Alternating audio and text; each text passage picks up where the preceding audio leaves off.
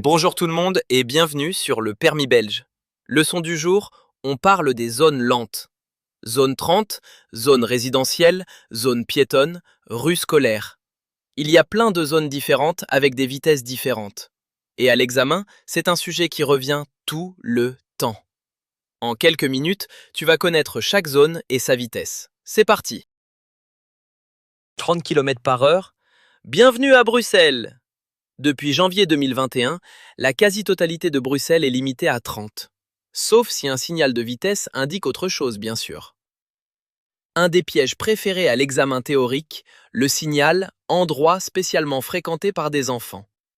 Quand il est placé seul, il n'impose pas de limitation de vitesse particulière. C'est juste un signal de danger. Il te dit « attention, des enfants peuvent traverser ».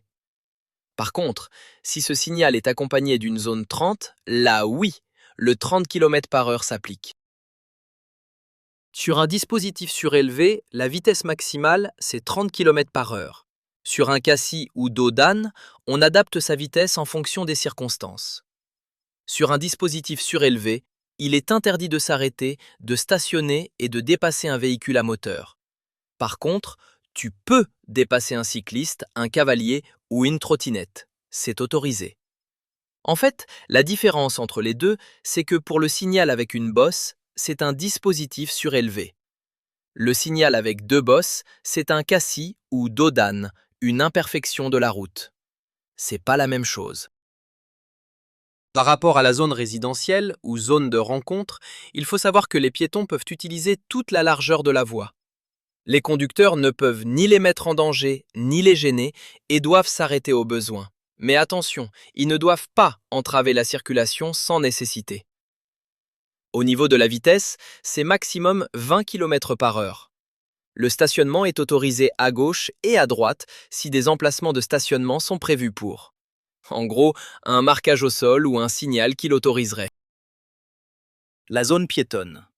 L'accès est réservé aux piétons.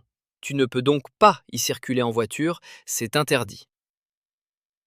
Si la signalisation l'autorise, certains usagers peuvent y aller, les cyclistes, les taxis et parfois les riverains. Les véhicules prioritaires aussi si la nature de leur mission le justifie. Et si ton garage se trouve dans la zone, tu peux y accéder. Pas si t'es riverain, attention. Uniquement si tu as ton garage dans cette zone.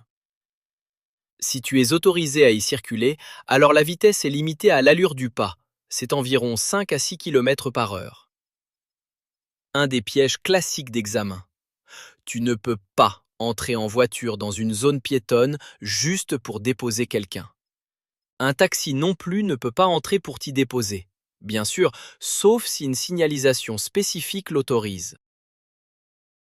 Deux rues spéciales qui fonctionnent de la même manière. La rue scolaire, près d'une école. À certaines heures, une barrière mobile ou un signal bloque l'accès.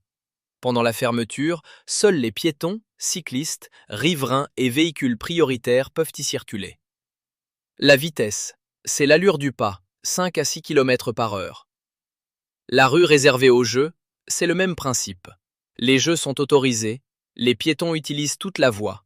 Même règle, barrière mobile ou signal, allure du pas, ne pas se mettre mutuellement en danger.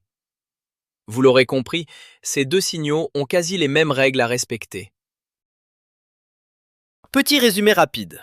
En 1, 30 km par heure pour la zone 30, les dispositifs surélevés, les zones cyclables et les chemins réservés. Le signal endroit spécialement fréquenté par des enfants seuls ne change pas la vitesse. En 2, dans une zone résidentielle, c'est 20 km par heure. Les piétons peuvent utiliser toute la largeur de la voie et le stationnement est autorisé à gauche et à droite si des emplacements sont prévus. En 3, 5 à 6 km par heure, l'allure du pas, pour la zone piétonne, la rue scolaire et la rue réservée aux jeux. 30, 20, 5. Retiens ces trois chiffres et tu es bon pour cette leçon. Voilà, tu maîtrises les zones lentes. Maintenant, passe aux exercices. Si tu es déjà sur le site Le Permis Belge, les exercices de cette leçon t'attendent juste en dessous de la vidéo. Et si tu regardes cette vidéo depuis YouTube, clique sur le lien dans la description sous cette vidéo. Et nous, on se retrouve bientôt dans une nouvelle leçon sur le permis belge. À très vite!